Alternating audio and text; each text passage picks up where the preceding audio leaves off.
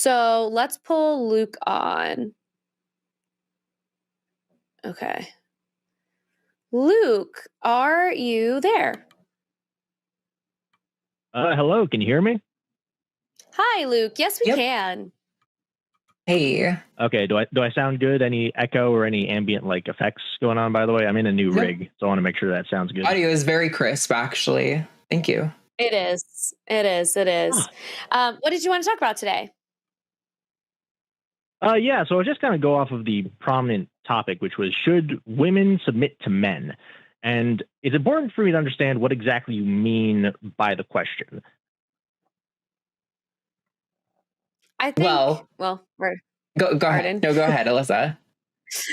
I was going to say that I think when I think of, I mean, I didn't write the question, but usually when we think about women submitting to men, it's, it's like having men make the majority of decisions and having women follow suit with the things that they decide.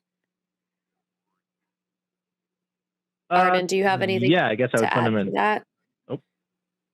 No, not that. That's pretty much what I was going to say. I mean, I did write the title. It's not always meant to be like you don't have to abide by the title. It's just kind of a prompt to get people to call in like you're doing. But yeah, I mean, pretty much the same thing. Kind of like a biblical submission is kind of what we're referencing, and that was my intention anyway. Yeah. Well, I guess my take on it, I guess, is that it's not necessarily down to what specific gender/sex, whatever you prefer to elect for those words, are. It's the main thing of there should be a system or there should be a chain of command whenever there's certain like command decisions that need to be made. Like, for example, would I say in generally there's should there be a chain of command for like, house decisions or of like general disagreements? No. However, when it's time for tactical decisions to be made, it's important to have a chain of command so that there's a point one and point two. This is kind of reminiscent of military of chains of command in general. And I think that as a result, in terms of making hard time-based decisions, it's important to have that. I'm not saying that it's not important to get the perspective of both people. However, when it is time to act on a necessary time crunch, then I think that it's important to have that default to leadership in that situation to be most optimal in the survival of just in general. Would you guys like to comment on that? Or? Well, I'm just wondering, like, what situation is like so like under the pressure of time that you need like that level of organization and chain of command in like a regular day-to-day life. Tactical decision making was wild. Yeah, like okay, I'm trying to think of like what example you're drawing on to, because I'm thinking like, are we like escaping a burning house? Because that seems like it's a maybe once in a lifetime thing that would ever happen. I mean, not even, but many people don't ever experience that. So like, what situation is like under such a time crunch that we need a tactical chain of command? Yeah, well, I think similarly to what you were saying, in the event of a burning building, that's, I think, applicable. But in a smaller sense, there could be something like, let's say there's a great opportunity for a piece of real estate that you can get if you respond at the end of the day with the overall amount of funds that you've made with you and your spouse. The collection of money that you've collected, if you donate it to this house, you would get the house by the end of the day. But it's a requirement of getting it like in a time like crunch situation. So, for example, wait. Should we do? Yep. So first of all, this feels like we are settling a personal conflict in your marriage. But second of all, are you actually about to tell me that you think if a man could close on a house using all of the savings that you and your spouse have saved up without asking her consent on about doing this, you think that's something he should be able to do? Well, I think that I'm not saying that it's all money, but it's like it's a financial commitment. I'm not saying that it'll get you into total poverty. If it brings you into total poverty, I reckon that you shouldn't do it regardless. But what I'm saying is if it's a time sensitive thing, and there is discussion between like two spouses, I reckon there needs to be somebody to take charge, and ideally the person who's elected of leadership, whether it be the man or the woman, to say, okay, I think this is the best move. We need to act now and bear that burden of leadership to the degree that if it was a great thing, then good on you. Yep. But don't you think a good leader also listens to what other people who are going to be affected by this decision? Like to me, you're describing a dictator, not really a leader. And also, I don't believe that in a marriage it's so impossible to like come to an agreement. Like and if it's a situation of like, let's say buying a house and you can't come to an agreement, that means you're not in agreement. That means the house does not get bought, no matter how good of a real estate decision it is. That means that you are not aligned and you don't get to buy that house because both people are not on the same page. So like it's almost like you're degrading the opinion of one person in the partnership because you believe that your decision making is superior, which there is no evidence to show that that's true. You just don't agree on something, which means you shouldn't move forward because you're in a partnership. Yeah, I would say so. However, that necessarily prescribes the fact that the person's opinion is 100% like, it cannot be like changed. Like, let's say, for example, let's say a couple of days go by and, we decided not to go for this sale, and we talk about some more. And then I finally get them around to saying like, that you just explain it in that kind of way. I can see that this would have been the best choice, but now the opportunity is gone. So to that degree, that's I think just life, though. Yeah, that's just life. That just means that you and your partner, maybe now for the next time a similar opportunity comes up, then you know that that's something that you can go for. The other thing too is I would say work on your conflict resolution skills within the partnership. Like that is to me, if anything, a failure in communication. Like, how are you married to this person and you can't figure out a way to communicate how you feel in any timely manner?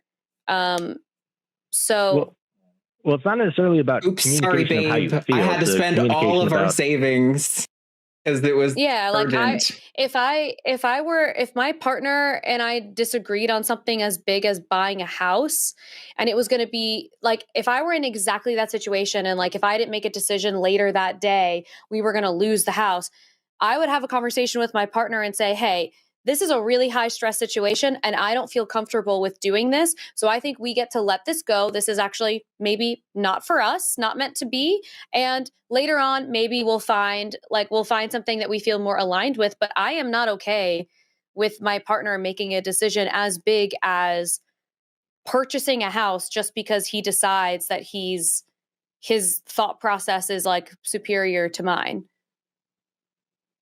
Because I don't know. I can't guarantee that in a couple of days you're going to flip my mind. I can't guarantee that. Okay, yeah. I think that I'm not really articulating the point in an effective manner. I'm not saying that, well, there should be no input, there should be no communication whatsoever in making significant decisions. That's not necessarily it. The thing is that if, let's say, they were both, or two people are both in the market for purchasing of a house, and there's a great house that comes around, but another partner is unsure for one reason or another and wants to buy a house and is in the market for it, but for whatever reason is unsure, like maybe the lawn size isn't that big, or maybe has the optimism that something else will come around. What I'm trying to articulate is that there's a certain degree of uncertainty that isn't necessarily warranted for the purchase of the house.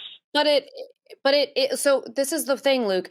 What you're doing is you are taking your partner's worry for why they don't want the house and deciding that their worry is not worth you not buying the house. Like you are taking their concern and disregarding it and saying that's not important enough, when in reality, maybe it is. It also actually doesn't matter what like if they want a bigger yard and that's a priority to them, they want a bigger yard and they get to have that as a priority in what they are looking for in a house because it's their house too.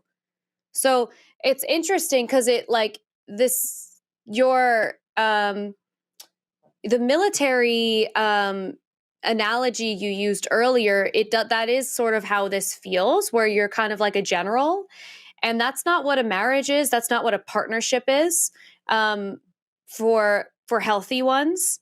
And your partner, their opinion and their choices also get to be respected. Like, why wouldn't her choice also be respected? If she wants a yard, then she wants a yard. If that's a priority, then that's a priority. And that should have been talked about ahead of time. Okay. So I think something that we are necessarily disagreeing over is the nature of having a person elected to make command decisions for specific areas of family life. Okay. Elected is crazy. Well, no one's electing a man into a family position to make decisions. Right. Like, I agree with you, Luke, that there are some situations where sometimes somebody has to make a decision, like, you know, on behalf of like their couple. Okay. And so like things happen. Obviously, sometimes you can get these crazy situations and you have to go to your partner and say, hey, I'm so sorry I wasn't able to contact you before, but this thing happened. And then you take their feedback into account. That's all good and well. But you're calling in to make the case for like biblical submission, right? To me, that is not biblical submission. Isn't coming back to your partner and saying, hey, I was pressed and had to make this decision. I'm sorry I didn't consult you first. If you want to abandon it, we can opt out and take whatever penalties there may be. Like, biblical submission is saying kind of what you were really going for originally, which is I am deciding that this is the right decision for us and I'm just doing it because this is the house we're going to get. Like, I don't think biblical, like, to me, if you're going back to your partner and consulting and then like changing your plan, that's just partnership. That's not submission. Okay, hold on. I think I need to rewind a bit. Did you say to me that I'm here arguing for biblical submission? According to the prompt. That's why you called in, right? To try to say that submission is good.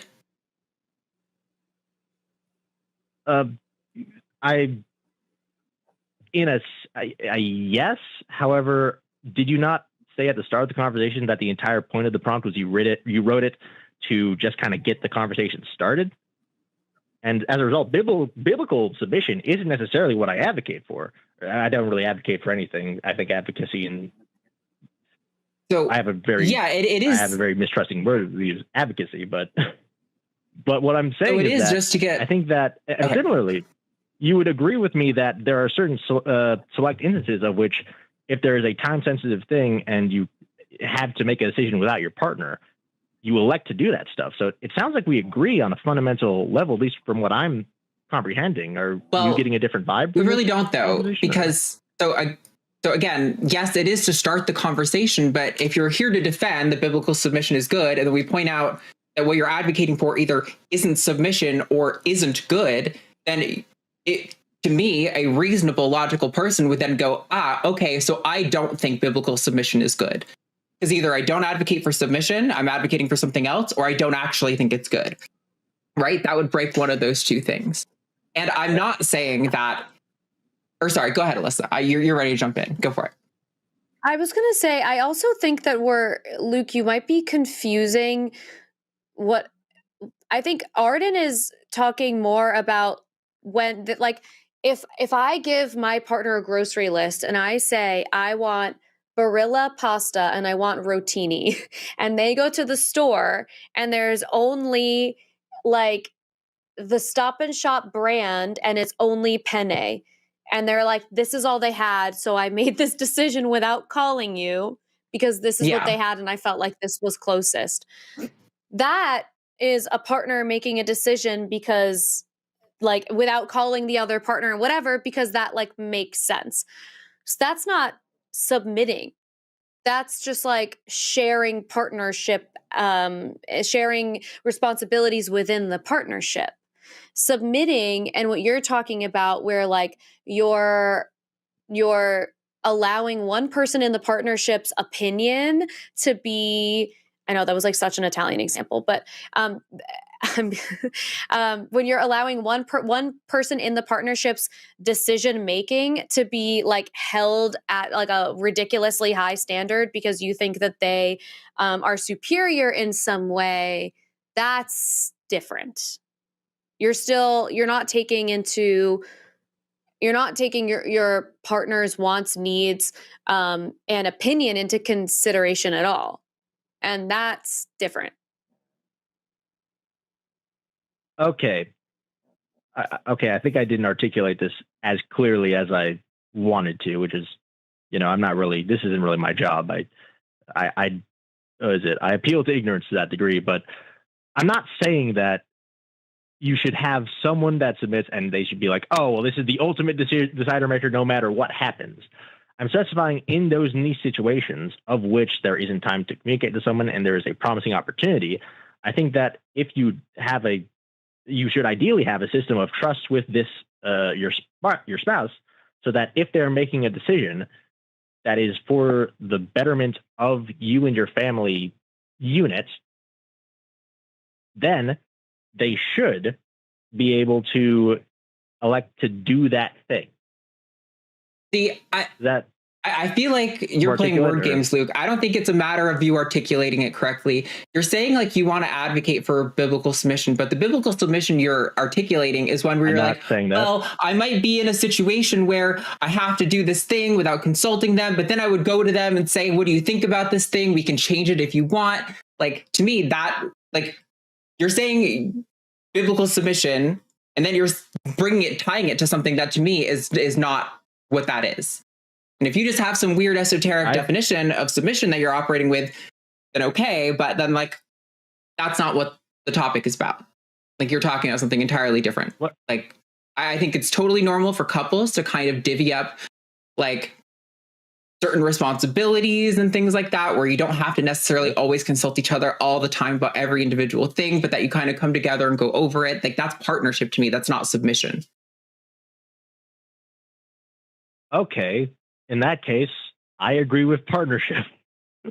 So you don't advocate for submission. Yeah. Do you think? I mean, depends on what you mean by submission. I guess we submit to our boss. Sorry, go on. Do you think? Are you married? No. Okay, so like hypothetically, you have a wife. Do you think that if there's a decision that you like let's use the house example, if you guys make about the same amount of money and she decides, I actually think this would be a really big opportunity for us to miss, and she decides to purchase the house and tell you about it afterwards, would that be acceptable?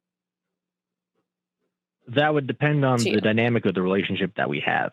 If we decide, you know what, I think that when it comes to promising opportunities and finding good real estate, I think that you, my wife, is the best decision maker for that. So as a result, I think that it should be you who decides, where we should live, assuming I get a little bit of a say before that. Because again, with the house, I will admit that the house probably wasn't the best example because it is something that's a little bit bigger of a financial commitment. However, if it's something that is absolutely time essential and you have good reason to believe that I would also like this structure, then you should be able to act. Mm-hmm. But again, that depends on how we set up the relationship and the dynamic. But I think that inherent sense of you can have these qualifications similar to what Arden was saying, and you have certain snap decisions that you can make given the parameters of the family unit and the relationship that we set up. I think that is good. Does that get us to where we need to be in terms of this conversation? Okay. Well, yes, but I don't think. But to me, that's just like that's just partnership, because that is just two people in a relationship being like, here are the skills that I bring to the relationship and what things you should like. I can Like, you can depend on me for these things. This is what I bring to the relationship. Like, that to me is not submission. That is just somebody being like, hey, I'm a real estate agent. I know people. I'm really good with money. So you should trust me with these decisions. And if your partner does, then great. Like, that's totally fine. But again, that's just partnership. That's not even submission. Like, submission is, regardless of my expertise, regardless of the dynamic we have, regardless of the discussions we've had, at the end of the day, I should get the final say on how the household is run. And to me, it doesn't sound like that's what you're advocating for at all. So, yeah, that isn't. That's why I really wanted to elaborate on what you meant by the word submission, because I can make the case that we submit to our bosses when we go to work. We have to submit to that person because they're signing our paychecks. If we make them upset, you certainly need to submit to them to a certain extent. I think sure. that a similar thing might happen in relationships. See, that's where it's like, that's where I don't agree with you, though, because your boss and you are in a power dynamic, an established power dynamic. Your boss is above you in a structure. And so in a partnership, in a relationship, you shouldn't have that. Like, you shouldn't have that level of power dynamic. It's not like your partner is not your boss. I mean, I guess that would also depend on the dynamic of the partnership, because if, as we mentioned, two consenting adults want to get into a relationship where it's like, I want you to make every decision for me when I brush my teeth and all that stuff, is weird. But I mean, I guess if you both agree to it, then I guess do it. Is that? Sure. And that's like, people have free will to do whatever they want, but that's the difference between, can women submit to men or should they submit to men? Like, yes, we're asking, should they submit to men? Because people are welcome to do whatever the heck they want in their own houses. Like, as long as it's safe and consensual, I don't give a shit, and it doesn't affect everyone else. Then I don't really care. But should women submit to men is asking a question of, like, is that advantageous for the majority of women? So, and that's where I think we have a difference of opinion. And it's also interesting, Luke, because I think I think that we probably agree and are aligned more on like the things that are acceptable and not acceptable in relationship dynamics than we both initially thought in the beginning of this call. However, it is interesting that you called in response to the question of should women submit to men, with the, like, you calling in response to that prompt tells me that there's something in you that thinks, yeah, sometimes. And that's interesting, because what you actually described was partnership, but you responded to the submitting thing. So I don't know. I think it's just an interesting thing, maybe like internally to reflect on. Why do I think that where is the line of partnership and submission in the way that you view your relationships? Just might be interesting. I think that's that's an interesting look into it, I would say.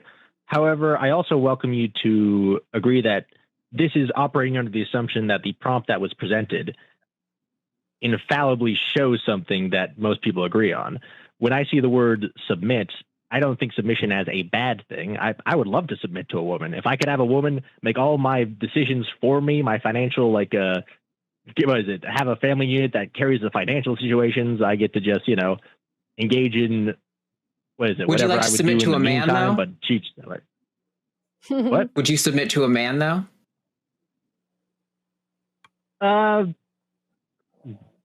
Again, depending on what we mean by submit, in a family setting, no. But in terms of a work setting, the power dynamic needs to be there, because that's just how it works. So I'm okay with quote unquote submitting to a man. But in terms of family setting, no, that's just not my cup of tea. Sure. It wasn't meant to be. It's a thing that men will say often, where women will be like, oh, I got catcalled. It was so gross. It made me feel unsafe. And a lot of men will be like, I would love it if a woman catcalled me on the street. And it's like, yeah, I'm sure you would. But how would you feel if a man catcalled you? Because that's really the dynamic that's happening, right? So when you're like, oh, I would love to submit to a woman. I'm like, yeah, because most women are like sensitive to your wants and needs and are going to consult you. Whereas a lot of men are submission to men, a lot of men anyway, not all men, hashtag not all men, is like, you know, do what I say in spite of your better interests or in spite of your better judgment. So it's just, when people make that, when men do that little thing, I always have to point it out because it bothers me. Yeah. And also, Luke, the context of this show and the channel in general is a lot of conversations about like atheism versus theism. And so when we use words like submit, a lot of the times it's in the context of like biblical submission. And I actually think what you're describing is partnership for the most part. So I think it almost is a conversation of like snagging on the specific words. And it's also interesting, like I said, to just like think about in your own personal life where the difference, because did you say you are a veteran or like you have experience in that like dynamic? Yeah, I have training, but never served. So I'm not a veteran. Okay. Because I think it's interesting to think about like what submission means for you with like that background and what the difference of like submission and partnership is in a real like acting relationship, because that'll be something that might come up. It might not, but it might. And like, so it's interesting. Like, it's always funny when we have these conversations where like sometimes for some people it might feel like a waste of time because actually we probably are more aligned than we thought. But I think it still is helpful because it's like interesting to think about what that dynamic means for you. And like for anybody who's listening, like what's the difference between submission and partnership? And maybe that's something that like people get to explore now. Yeah, I mean, I welcome that.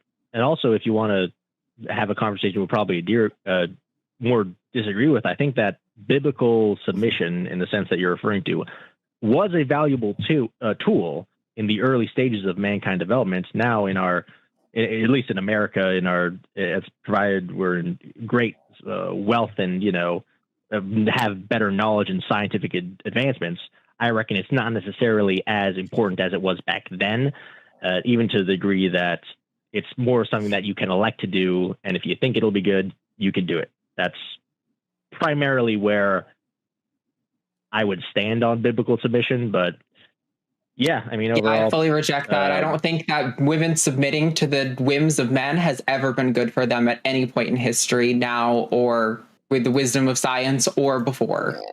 I think women should have always been treated as equal individuals. Okay. Yeah, well, I think even like when you, I think even Luke, when you think about like periods of time, when you think about periods of time where women were submitting to men, and that was culturally kind of like the standard, it was also because the world was built for exactly that dynamic. So like for a period of time up until recent history, women couldn't vote, women couldn't own property, women couldn't have bank accounts. So they didn't really have a choice but to submit to the men around them because the world was built so that men could do those things and women could not. So like, yeah, it benefited them to submit to men, but because of the system and the world that men created so that women didn't have freedom and choice. Yeah. I mean, okay, so I guess when you think about biblical times, we went back to, we mentioned briefly the analogy of the house on fire. It's important to have a clear voice telling you what to do in that situation. And back then, I imagine it defaulted to men who were typically, based on fat distribution, bigger and stronger from, at least I'm calling on the science we have now on human anatomy and development. As we said, fires were very rare nowadays. You don't really need a fire caller now. Maybe if it does happen, it happens once maybe in your life, and you can sue the heck out of a real estate company. Back then, though, you know, a daily worry was, well, the pagans are coming to kill all of us. Shoot. And that was kind of something that was more common back then. That's why I advocate, similar to how a general's chain of command, as we mentioned, would work in terms of making a clear voice to elude from danger. That's why I say back then that was important. Do I say that it's optimally the best in an ideal world? Probably not, no. But in that time, I don't think anyone is confused here, Luke, about the dynamics of the situation or the historical context.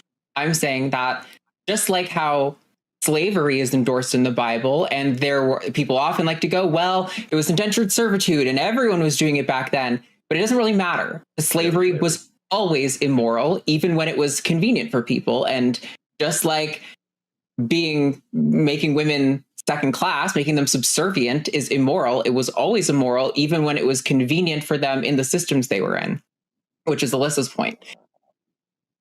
Yeah. It's also if you use the burning, if you use the like fire situation, what if I'm married to a man, God help me, and the man is not good in situations of emergency?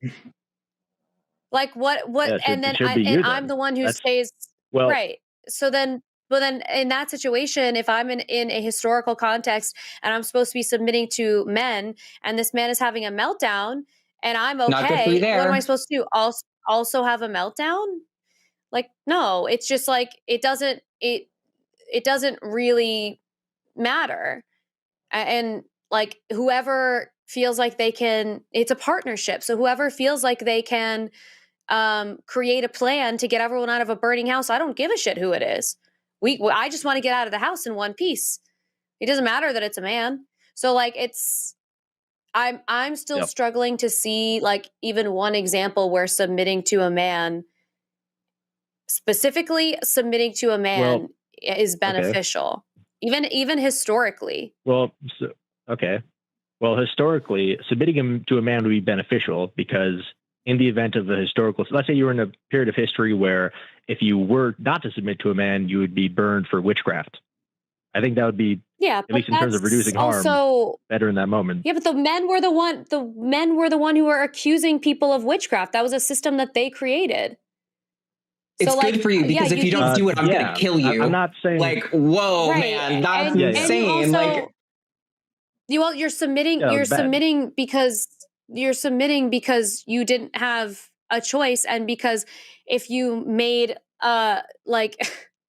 if you made like a natural homeopathic remedy for anything that went against what the Catholic Church was, trying to get people to pray away illness, and now they're going to set this poor woman on fire. But that's just you're submitting out of a system that was created to do exactly that. So like that's not an argument for why women should that's not. Well, yeah, I'm not really arguing for. I'm not saying that it makes that. It's okay. Yeah, the delay is especially bad today for some reason. I understand that there's historical context that created situations where women had to submit to men. That's not the same as should women submit to men because it's better for them. Like, because it's better for them in a natural sense. Like it makes sense to do that. It made sense to do that because they didn't have a choice. In the same exact way as the example I gave before, which is in the 50s, women had to submit to men because they couldn't get a bank account, they couldn't buy a house, they couldn't own property at all, they couldn't vote. So they had to submit to men because that was the only way to survive in a system that was not built for them to be independent. So real quick, Luke, before you go, I do want to give you a chance to respond. Sorry, real quick, and then you can go. I just want to say we've been on this call for like almost 40 minutes, and we do have one other call to get to. So we're going to want to put a button on this soon. So if you could deliver your last thoughts, you can always call back and continue the conversation. So don't feel like this is the end, but just put a button on it for tonight, if you don't mind. Yeah. So putting a button on it for tonight, I think tragically we do agree with a lot of positions, which is, whenever I sometimes call on to debate channels in order to debate, but I think tragically we just agree with a lot of positions. Primarily, going back to what I was saying about the positions, I'm not saying that it was a good position. I'm not even saying that morally, under the lens that I would see now, that it's at all a good position. But I'm saying that I was illuminating that is a position of which you would have had to submit due to powers outside of yourself. which are bullshit and unfair, but nonetheless, they did exist at that time. So to that same degree, there is a certain degree that can be made for the biblical sense of it. Not to say that it's at all morally good by our standards, but that it served the utilitarian purpose of nonsense to that degree. But yeah, nonetheless, when I called in, I didn't really think that I disagree too much on the definitions, other than simple semantics of submission and the fact that everybody submits to a certain degree. But nonetheless, I thank you for having it. I can't really. I'm putting a bow on it. I want to ask Arden some questions just metatextually, but I won't have the time. But another time, you can call Takis on Thursdays, or next time I'm on Chewed Gum. Please feel free. Happy to take any questions about whatever you want to talk about. But yeah, just for tonight, we got to wrap it up. But thank you, Luke. We appreciate the conversation. Awesome. No, thank you for letting me spurg. All right, goodbye. Bye. Hi, Luke. Oh my gosh. I think there's maybe it's funny that he's confusion. Or sorry, go ahead. Yeah, I think so. And it's always funny that he said, tragically, we agree. Tragically, we agree. Oh my gosh. That was funny. These leftists and transgenders, I can't believe I agreed with them. Horrible. No, horrible. It must be hard. Must be hard for Luke. Hey guys, thanks for watching that last clip on Chewed Gum. You can catch us live Tuesdays at 6 p.m. Central Time. And please tell your Christian friends to give us a call and let us know why they believe in God. You can also support us by commenting, liking, and subscribing. And head over to patreon.com/calltheline.